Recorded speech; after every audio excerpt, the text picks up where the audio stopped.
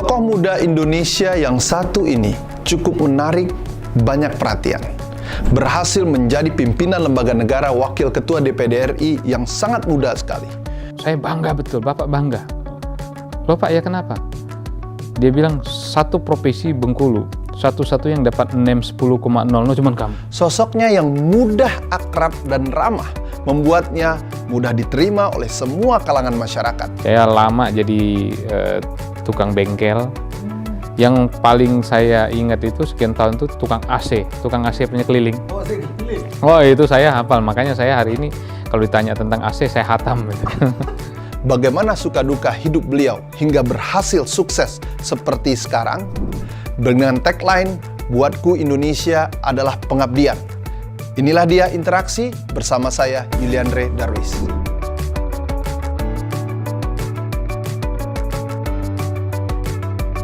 Assalamualaikum warahmatullahi wabarakatuh.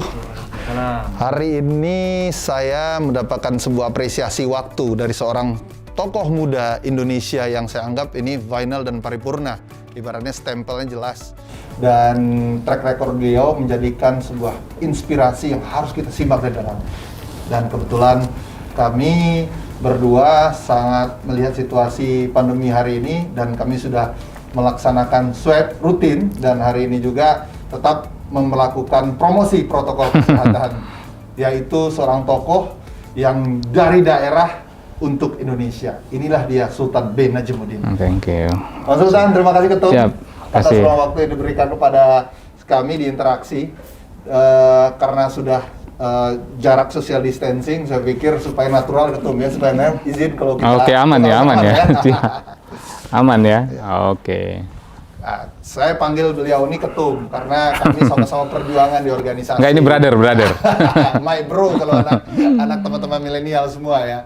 Dan Ketum, sebelum kita mulai, biasa kemudian itu supaya frekuensi sama ibaratnya sebuah radio ataupun televisi, saya pengen mengurai imajinasi Ketum dengan sebuah kata.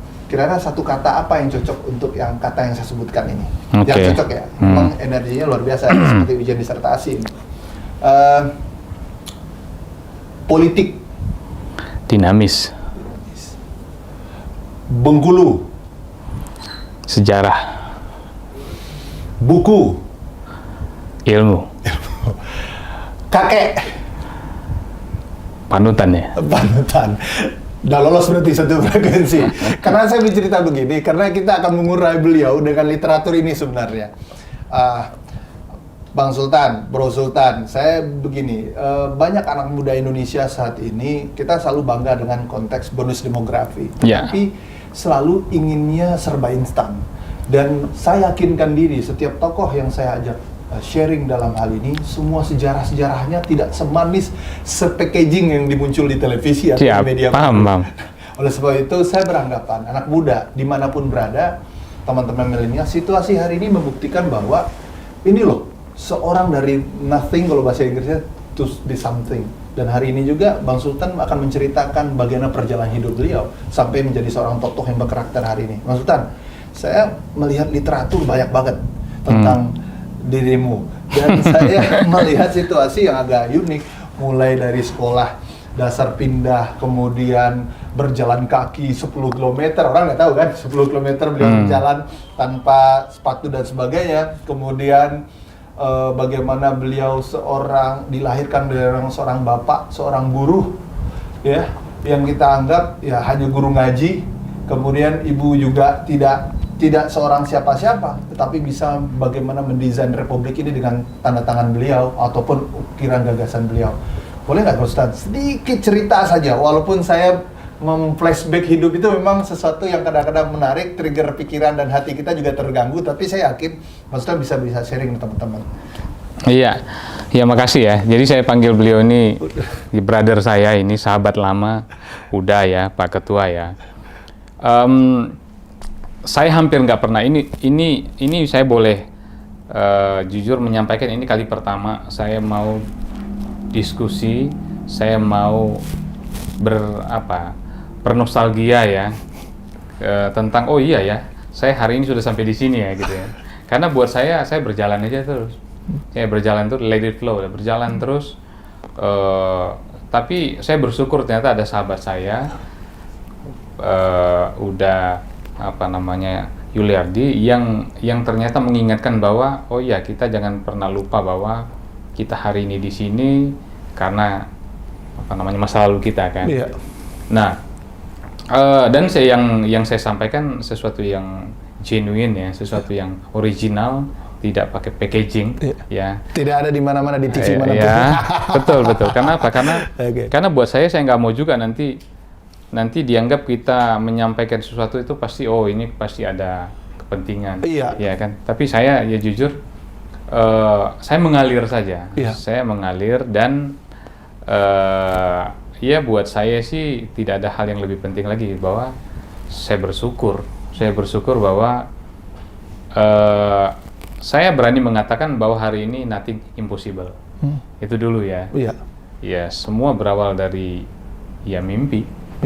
Jadi kalau dikatakan tadi bahwa from nothing to something, saya boleh bangga dong ya. Sampai saya boleh bangga bukan untuk membangga-banggakan diri, tapi saya boleh bangga dengan diri saya. Siapa tahu saya bisa mengajak atau saya bisa juga menginfluencer atau menginspirasi sahabat-sahabat saya yang lain yang sebenarnya mungkin posisinya jauh lebih baik daripada kita ya. Betul. Tapi karena mungkin tidak banyak yang berani. Iya, tidak banyak yang berani menerobos ya, ya. sekat-sekat yang tidak mungkin ya, makanya ini yang saya sampaikan. Betul bahwa makanya saya bilang orang tua Bang Sultan ini biar tahu semua gitu. Dia kata orang kan harus jadi orang kaya gitu Bang Sultan. Harus ada sebuah tokoh anak si A si B baru menjadi something. Nah, ini saya cerita apa adanya nih. Gimana Ketum? Iya, jadi saya baru ingat lagi nih bahwa iya betul ya. Saya belum terkategori tua. Tapi saya tidak muda-muda banget lah, gitu. Saya baru 40 tahun, ya kan. Saya beruntung memang pernah menjadi, kalau di organisasi itu saya ya beruntung aja, bukan karena saya pinter atau bukan karena saya hebat, tapi mungkin karena Tuhan sayang aja. Saya beruntung menjadi pimpinan organisasi itu, umur saya selalu saya hitung muda terus. Saya yang paling awal gitu ya. Termasuk saya menjadi anggota parlemen, saya masuk Senayan juga. Saya salah satu yang paling muda. Kemudian ternyata saya jadi kepala daerah juga yang paling muda. Dan alhamdulillah juga ya blessing Tuhan kasih kesempatan saya hari ini menjadi pimpinan lembaga tinggi negara yang paling muda. Nah, dan itu saya katakan by proses sih memang. Jadi kalau dulu saya berpikir sebelum cerita perjuangan muda itu, Bang Sultan, orang ingin tahu nih, Bang Sultan ini orang tuanya siapa sih? Gitu. Daerah mana ini? Apakah dari jangan-jangan dari Amerika Serikat atau dari Korea Selatan besar kan? Orang-orang tahu dong, pantesan nih pinter gitu kan? Iya, jadi kurang lebih 40 tahunan yang lalu saya lahir di betul-betul ya. Saksi sejarahnya masih banyak dong. Ya, saya lahir di sebuah kampung yang saya lahir itu listrik itu belum ada sama sekali, jalan itu ya masih tanah. Ya kan? Saya lahir di kampung di satu desa namanya Anggut. Anggut itu di GPS ada itu? Hari ini sudah ada. Sudah ada ya? Mungkin dulu belum ya. Jadi Anggut itu salah satu desa yang ada di Bengkulu. Nah, hanya saja memang ketika orang bicara Bengkulu, ya Bengkulu memang punya historical yang cukup tinggi karena kebetulan memang Bengkulu itu first lady pertama dari Bengkulu. Betul. Ibu negara pertama kan dari Bengkulu. Soekarno pernah diasingkan lamanya di Bengkulu. Betul. Nah, saya lahir di kampung, bapak saya almarhum Najamuddin, ya. Kemudian ibu saya almarhumah juga 3 tahun yang lalu, Nur Aini. Jadi saya lahir betul-betul lahir di kampung sekali. Yang pada saat saya lahir di kampung, ya saya nggak tahu apa-apa. Ya, bukan anak anggota dewan atau bapak saya petani. Ya, bapak saya petani, ibu saya ibu rumah tangga. Makanya saya bilang, mungkin hampir tidak akan ada yang pernah percaya kalau orang lihat saya hari ini.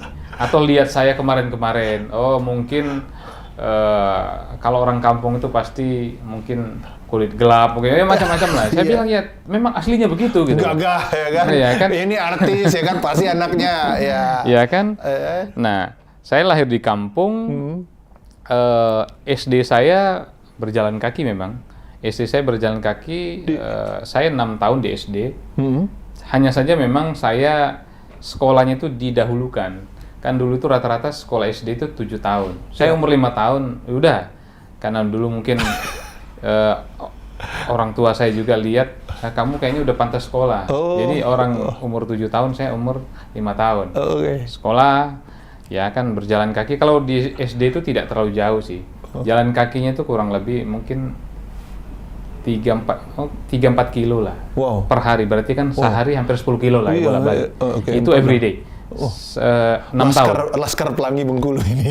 6 tahun. 6 tahun ya. 6 tahun bolak-balik. Yang lain sudah ada yang punya sepeda dulu, tapi saya belum. Kemudian 6 tahun juga, karena sampai tamat, saya ingat, sampai tamat belum ada listrik. Belum, saya ingat betul. Jadi jalan itu masih tanah. Sampai tamat. Ya kan, jadi tiap malam itu ya lampu teplok lah, gitu kan. Bapak saya petani, ya kan. Ibu juga sama. Nah, terus kemudian pada saat saya tamat, dan saya bersyukur juga ternyata dari kelas 1 SD sampai tamat, saya juara umum terus gitu kan. Saya juara kelas, saya juara umum. Kemudian SMP, karena saya kan anak terakhir. Saya bungsu dari 7 bersaudara, ya 7 bersaudara. Karena beban orang tua kan besar ya, jadi ya terpaksa saat saya SMP, saya nggak mungkin lagi di kampung. Jadi saya harus ikut kakak saya yang paling tua. Kakak saya yang paling tua itu kebetulan pada saat itu dia sudah honor tapi jauh sekali. Jadi saya pindah SMP itu pindah ke di provinsi yang sama. Ya, di Kabupaten Sluma ya, Talo. Ya, tapi bukannya tempatnya lebih modern, itu makin kampung lagi. Karena saya masuk itu SMP itu di SMP di tengah-tengah transmigrasi. Jadi di situ lebih luar biasa lagi ya, karena jarak antara tempat tinggal saya, SMP ke sekolah itu mungkin 7-8 kilo. Jadi saya 3 tahun tuh berjalan, berarti kali 2 ya, pergi pulang ya. Berarti kurang lebih hampir 15 kilo lah. Setiap hari, 3 tahun. Nah, di situ tambah parah, belum ada listrik sama sekali. Dan di tengah hutan belantara. Hanya saja saya mendapatkan sesuatu yang berbeda. Kalau di kampung masih rata-rata mungkin orang kampung ya. Di sana itu saya ketemu orang Jawa, orang Medan, orang Padang, bahkan orang Timur ya. Karena transmigrasi pertama di situ, semua orang dari luar Bengkulu di situ, tumplek orang Sunda. Jadi dan saya bersyukur juga di situ saya belajar bagaimana berkompetisi betul. Kalau di kampung, kalau saya juara umum itu biasa, ya kan, karena saya memang suka baca ya. Tapi di sana itu persaingan sudah mulai ketat, karena dari Jakarta banyak, dari Lampung, dari Medan, dari Sunda, dari Jawa Barat, sampai ke ada teman-teman yang dari timur ya. Nah, karena kompetisinya ketat di situ, ya itu saya baru yang merasa bahwa memang ya nggak bisa, ya kan. Jadi pada saat sekolah fight lah kita, ya kan, berjalan sekian belas kilo per hari, dan alhamdulillah juga dari kelas 1 sampai tamat saya jadi juara juga, jadi juara umum. Jadi teman-teman bilang, wah ini orang ini sih apa joke-nya mereka, ini tahu nggak? Dia bilang, ini orang Bengkulu pertama di sini, dia bilang. Karena kan memang saya ingat yang juara 2 itu kalau nggak salah yang dari Bandung, terus dari Medan, dari Padang, yang datang-datang. Transmigran yang ini ya? Ya, alhamdulillah di situ. Dan guru-gurunya juga sama, dari Jawa, dari Padang, dari Medan, dari Jakarta, ya, di Sunda. Saya dapat juara umum. Bahkan tamat sekolah itu saya ingat ini ya. Ini karena akhirnya cepat yang saya berpikir. Almarhum ya, mantan kepala sekolah saya, Pak Kamsio, itu orang Sunda, ya. Jadi pada saat tamat, saya ingat sekali, ini penting banget ya. Dia temuin, ya. Nak, dia bilang, saya bangga betul, Bapak bangga. Loh Pak, ya kenapa? Dia bilang, satu profesi Bengkulu, satu-satu yang dapat NEM 10,00 cuma kamu. Jadi saya ingat jadinya kan, saya ingat. Jadi saya dibilang sama Pak Kamsio itu, kita dapat bintang moral. Loh, apa maksudnya Pak? Jadi dulu kan ada PMP. Ya. Jadi PMP saya itu dapat 10,00, jadi sempurna gitu. Yang lain ada yang 7, 8, ada yang 9. Wajar ada ketua DPD RI ya. Pendidikan moral Pancasila 10. Dan itu betul. Jadi saya ditemuin, nah dia bilang, tadi karena kepala sekolah saya kan dipanggil dong ke Bengkulu Kota kan. Tadi, ternyata diumumkan katanya, ada dari sekian 10.000 siswa itu ada yang dapat nilai sempurna, yaitu Sultan Bahtiar. Jadi saya bangga betul, dia bilang. Saya dikasih NEM, jadi bukan namanya rapot ya, kan namanya ya NEM ya. NEM itu kan yang akhir ya. Saya lihat, iya, dia senang banget. Nah di situ ya luar biasa juga, ya kan. Di situ saya bergaul dengan semua etnis, ya kan. Jadi di situ saya belajar betul bagaimana berkompetisi, ya kan. Ya tinggal sama kakak aja kan. Kemudian setamat di situ baru mencari sekolah yang paling unggul kira-kira kan. Nah saya baru tahu juga ternyata saya orang pertama dari sekolah di sana yang katanya bisa masuk. Dulu ada namanya SMA 1, itu udah di kota ya, di kota mana itu kan. Itu SMA 1 itu pasti dihuni oleh anak-anak yang kalau dalam bahasa teman-teman ya dulu anak-anak punya lah gitu ya. Itu mereka memang dari SD SMP-nya kan sudah kursus dan rata-rata memang dari kota. Saya masuk ke sana. Saya masuk, saya ingat lagi ini penting. Saya ingat akhirnya ini pasti ini saya jadi referensi jadinya. Saya nggak pernah bercerita, saya pikir. Jadi dulu ingat kita masih ikut P4, ya kan? Nah P4 udah semua sekolah masuk di situ, seminggu. Dites kan terakhir itu kan biasanya ada tesnya dulu kan, di ranking. Sekian banyak siswa ya. Saya juga kaget juga. Ternyata di antara yang semua yang katanya yang pinter-pinter itu ternyata diumumkan di papan itu kan, itu berebut. Saya panggil, ini Sultan. Saya dapat yang nomor 2 waktu itu. Jadi nomor 1 itu anak lulusan SMP 1 karena kan dia kursus terus. Tapi kok tiba-tiba ada anak yang dari SMP yang nggak dikenal. Kok tiba-tiba dapat juara 2, maksudnya ya rankingnya. Ya itu saya ingat itu penataran P4. Nah di situ fight-nya ya lebih seru lagi. Saya tetap di situ awalnya saya masih masuk 5 besar. Ya fight sekali kan. Kemudian masuk 3 besar. Kemudian saya menerima tantangan kan. Saya waktu itu ada kakak saya yang sudah di Jakarta.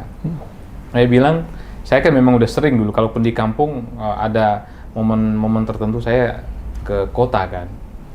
Terus tantangannya, kamu bisa ke Jakarta nih. Kalau kamu bisa juara umum. Waduh, di situ kan berat. Iya kan berat ya dengan di kampung juara 1 masih oke ya. Kalau di situ saya kan berpikir juga. Saya berpikir, wah di sini saya melumpuhkan yang lain ini berat sekali kan, karena saya hanya dapat juara 3 waktu itu kan.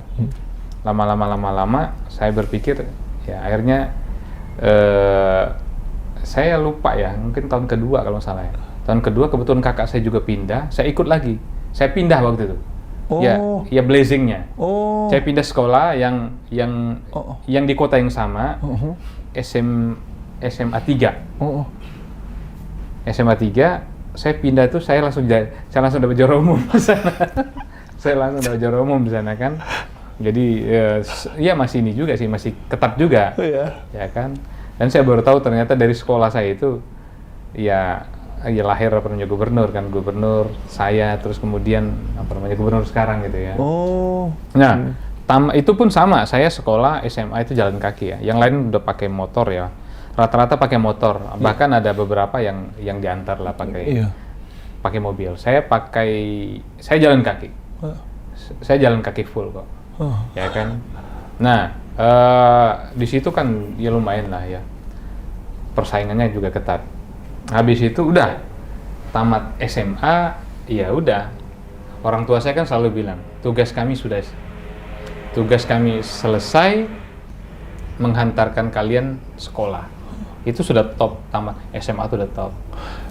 Ya, nah dari situ ya berpikir, waduh bagaimana caranya ya? Padahal kita punya, ya jujur aja, saya dari kecil dulu suka lihat. Saya punya TV itu mungkin sudah umur sekian ya. Itu yang TV yang pakai aki itu kan. Tapi dari dulu saya suka. Ya berfantasi lah gitu, lihat orang keluar dari mobil. Presiden dibukain pintu gitu. Wah, enak juga. Enak ya jadi orang kaya, jadi orang sukses. Meskipun saya tahu, meskipun ibu saya itu tahu. Ibu saya pernah ya bercerita bahwa sebenarnya pendiri Bengkulu ini kakek kalian. Ya, kakek kandung saya. Ya kan, dia tuh teman dekat ibu di negara juga dulu. Hanya saja ibu saya bilang, kan kakek kalian dulu kan punya istri lebih dari satu. Jadi saya ini anak dari istri kakek saya yang nomor sekian. Nah, nenek saya ini kan orangnya agak keras. Nenek saya ini, ibu saya itu turunan Pagaruyung. Kakek, jadi ibu kan kakek gitu ya. Raja Pagaruyung, Sumatera Barat, Bapak saya asli Bengkulu. Nah, yang dari sisi nenek itu Sumsel. Jadi ada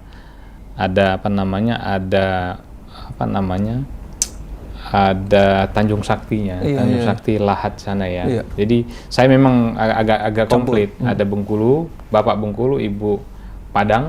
Ya, kemudian ada nenek juga dari Sumsel. Nah, kami hanya bisa menyekolahkan itu. Ya udah berpikir ya merantau lah kita. Saya ingat betul itu. Nenek saya itu luar biasa ya. Nenek saya itu saya jadi ingat juga ternyata kakek saya itu orang pertama yang naik haji. Ya ini flashbacknya ya. Saya baru tahu. Karena pendiri Bengkulu. Saya baru tahu. Cuman dibilang kami ini lahir dulu. Jadi kenapa kalian lahir di kampung betul? Karena nenek kalian dulu keras. Dia harus menghidupi adik-adiknya. Sementara kakek saya orang yang aktivis, yang mobilitasnya tinggi sekali. Sampai kemana-mana, ke Jakarta, bolak-balik. Nenek saya bilang enggak, saya harus menghidupi adik-adik saya. Karena nenek saya ini kan yang paling tua. Ya kan, adiknya ada camat, ada macam-macam dulu. Tapi kami memang betul-betul terlahir di kampung betul. Jadi dia bilang ibu saya itu termasuk anak tunggal. Ya, dia bilang ya banyak yang bilang sebenarnya kan ibu kalian tuh yang turunan langsung dari Pagaruyung. Ya kan, ratunya lah gitu. Tapi ibu saya tuh nggak pernah mau ngomong. Karena apa? Dia bilang ya kalian memang orang kampung. Orang kampung, padahal ibu saya itu anak tunggal. Anak tunggal dari seorang pendiri di Bengkulu, tapi dia lebih memilih tinggal di kampung dan kami dibesarkan di kampung betul. Saya baru tahu setelah saya tamat sekolah kan. Saya baru tahu itu setelah, dalam tanda kutip lah, setelah kita lumayan, ibu saya bilang, kalian tuh siapa gitu. Meskipun kami juga tahu dikit-dikit, tapi kami kan ya nggak pernah mau tahu juga. Ya udahlah, pokoknya kita orang kampung aja. Ya merantau lah kita. Jadi merantau, kebetulan kakak saya sudah duluan. Kakak saya sudah duluan di Jakarta, ya. Merantau ke Jakarta pertama dipikir itu Jakarta itu tempat yang enak. Ya kan, ternyata kan kakak saya di sini saya temuin dalam kondisi bangkrut lagi kan. Susah sekali waktu itu. Itu Bang Sultan dari SMA langsung kuliah? Atau enggak, waktu dulu kan cita-cita orang SMA tamat selesai gitu kan? Di kampung gitu ya? Itu udah tinggi loh. Iya, saya udah tamat SMA nggak menghitung bulan, saya berangkat. berangkat ke Jakarta, saya ingat betul nenek saya itu luar biasa, dicarikan uang, dapatlah uang waktu itu entah 100.000 atau berapa, pokoknya ini nih, pegang. Dulu ada bus dulu namanya Bengkulu Indah. Oh iya. Oh itu bus yang paling tua dulu. Bayangkan, tapi kita naiknya itu yang warna hitam itu ya bukan? Ya betul. Jadi itu kan pasti ada yang ke Padang. Jadi bayangkan lewat dari jalan darat ya. Bro, jadi bayangkan saya naik bus itu berdiri. Karena kan penuh ya. Kalau bayar penuh kan ya duduk. Ya kan karena dulu masih begitu pola kita ya. Ada yang bangku X katanya. Duduklah di situ ya, kadang berdiri, kadang duduk. Bayangkan sekian puluh jam, mungkin 2 hari 2 malam kali dulu ya. Mampir-mampir nyampe ke Jakarta kan. 2 hari 2 malam dulu zaman berapa tuh? Nyampe ke Jakarta, nyampe ke Jakarta, ya menemui kakak kita yang sedang bangkrut juga. Di situ, saya tidak langsung kuliah. Saya ada jeda waktu hampir setahun kalau nggak salah. Setahun ya, pokoknya berpikir bagaimana di perantauan itu bisa survive, bagaimana bisa bagaimana bisa bertahan hidup. Nah, udah mulailah itu. Sebelum bangkrut itu kakak saya itu termasuk cukup sukses dulu, punya banyak bisnis. Tapi pada saat saya ketemu tuh di sini dalam kondisi yang mungkin ya minus ya. Udah kerja itu serabutan. Saya lama jadi tukang bengkel. Yang paling saya ingat itu sekian tahun itu tukang AC punya keliling. Oh, AC keliling. Oh, itu saya hafal. Makanya saya hari ini kalau ditanya tentang AC saya hatam gitu. Sekian tahun ya, bawa freon, cuci AC begini. Sekian tahun tuh. Tapi saya selalu berpikir tentang memang sekolah sih. Sekian bulan saya harus sekolah dulu. Pertama mungkin saya ingat di Mercu Buana, tapi saya hanya sekian bulan saya pindah lagi. Akhirnya saya daftar di UI. Saya diterima di UI. Awalnya saya ambil yang pagi. Pagi kan ketat sekali tuh. Saya kan harus hidup juga kan, antara kerja kuliah. Akhirnya saya ambil yang sore. Saya sambil kerja kuliah terus. Tapi memang dari dulu saya suka aktif. Selain saya memang kerja, kuliah ya, dan ya dengan izin Allah memang bisnis kita ya berkembang ya. Saya ingat betul mulai dari bengkel, kemudian tukang AC, keliling, kemudian saya punya cepat sekali lah saya punya bisnis industrinya ya kan. Kemudian kita merambah ke bisnis security. Saya bermain di persenjataan. Jadi saya main senjata mulai dari import ya kan, itu kemudian berkembang cepat sekali. Saya mungkin satu-satunya importer yang mungkin yang asli banget lah gitu ya. Karena kan banyak dari luar gitu ya. Kemudian kita melihat juga potensi bisnis di pertambangannya migas. Saat itu saya itu sambil kuliah. Kemudian kita melebarkan sayap menjadi salah satu player di eksplosif. Jadi di komersial eksplosif, jadi bahan peledak. Jadi dan itu berkembang pesat sekali. Dan alhamdulillah sampai hari ini mungkin sudah 25 tahun ya, 20 tahun lebih. Bisnis bahan peledak kita mungkin salah satu yang paling eksis juga di Indonesia ya. Dan tidak banyak. Ada kalau nggak salah 4 perusahaan swasta nasional. 2 itu BUMN, 2-nya swasta. Yang BUMN itu ada Pindad, ada Dahana. Swastanya saya. Dan itu eksis, saya sedang terus mendevelop mendirikan industrinya. Karena bahan peledak komersial ini langsung hubungannya dengan industri berat ya, industri yang sumber devisa namanya negara kan. Tambang, migas. Tidak ada bahan peledak itu dia nggak jalan. Baru kemudian kita develop ke macam-macam, ada tambang, ada mining, ada IT, kemudian ada macam-macam lah. Intinya dari sisi bisnis ya saya harus sampaikan bahwa saya berterima kasih betul dengan Tuhan, dengan Allah. Allah baik betul karena saya dikasih banyak sekali gitu loh.